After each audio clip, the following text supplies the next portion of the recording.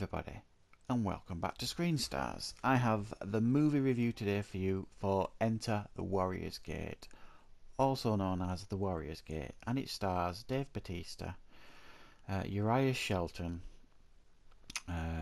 Nini, and Mark Chow. And it is another attempt by the US to make a crossover movie with China. They're fully aware that there's a gap in the market in China, and it is a fast-growing market for the movie industry. And they've tried to do this before with The Great War with Matt Damon, which was but didn't work. I've seen the movie. I just couldn't find the energy to review it because it's just not very good. And we have another one here. Now, the trouble with this movie is I've looked on Box Office Mojo and I can't find any evidence that this movie exists. So I suspect, due to the quality of this movie, it wasn't even theatrically released. I could be wrong, but if it did, it disappeared very fast. So, Enter the Warrior's Gate, then what do we get with this movie? Well, straight off the bat here, you shouldn't expect miracles. This is a family movie. And it's gone for a certain audience here, so if you're going into this movie expecting like a full-on epic war movie, except you're not going to get it. What you get here is a family movie that is pretty tame at best. And what the story is here is at the beginning we meet Jack, the Uriah Shelton's character. He is a computer game fan. He plays a computer game. It's like a fighting game, and he's the Black Knight. And he takes on all comers, and he's a champion in this computer game, and he's got troubles at home. His mum's got money troubles. He's bullied at school, all the usual stuff you see in these teen movies. And then he also has a part-time job at like this shop that sells Chinese antiques, and the owner gifts him like an antique, a Chinese antique that he pops on top of his laundry basket, as you do. And then one night, out of this laundry basket, because obviously this antique's magical, there is like this Chinese warrior that turns up in his bedroom and basically says, "This princess here, you've got to protect her with your life. I'm off. See you later." And then Jack kind of accepts that very easily and very quickly. Yeah.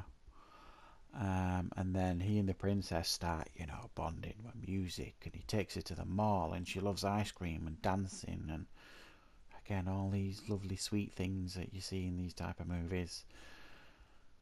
And then the baddies turn up out of the laundry basket. You think he'd have learnt his lesson and kidnap the princess. He goes into the laundry basket after them, turns up in her world. He joins up with the warrior that turned up in his bedroom to try and save the princess, and they go on lots of adventures to take her back from the baddie, which is Dave Bautista's character, who is like a barbarian king who's going to marry the princess and take over the country, I guess, and just do things that baddies do. That's kind of the story here. It's not brilliant.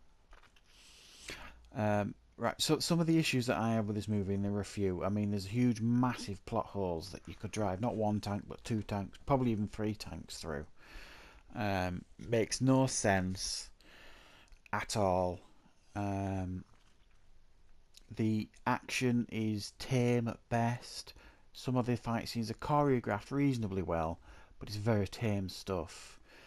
The effects on show here rate from decidedly average to very poor. The script is pretty cringy. Some of the scenes are pretty cringy when he's trying to teach him how to dance and all this kind of stuff, how to loosen up.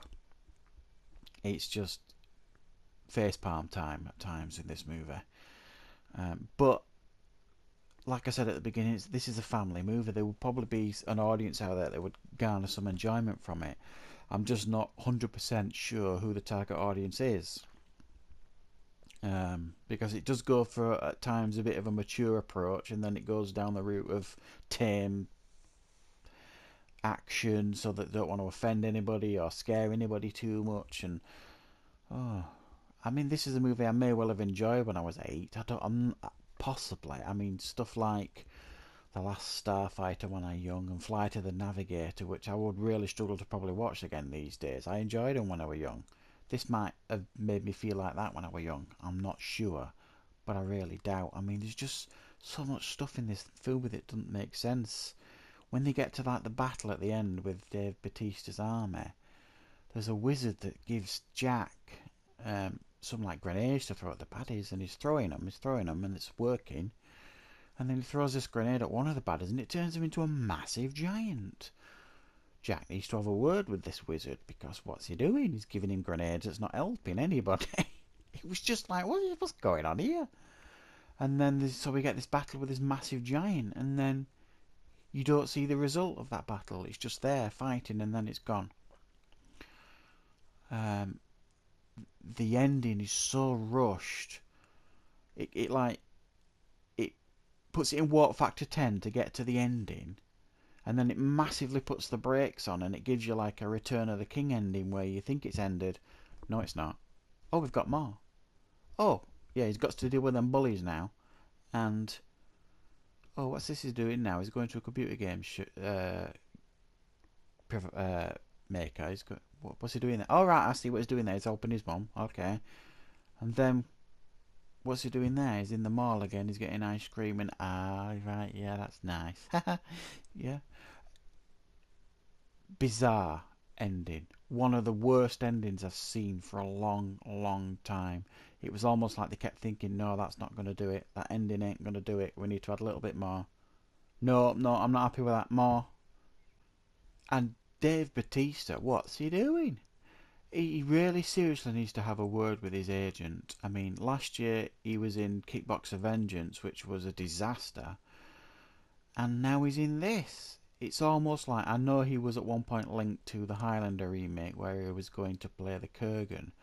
And maybe he thought, well, I've got the costume now, so sod it, I'll make this movie. But he really needs to have a word in his agent's ear, because he ain't doing him any favours, his agent, at all, giving him movies like this. So I can't recommend this movie unless you've got a 10-year-old son or daughter, but I even suspect they wouldn't be interested in this. It's a weird movie that I don't really know what the intention of it was, because for me it's really quite poor.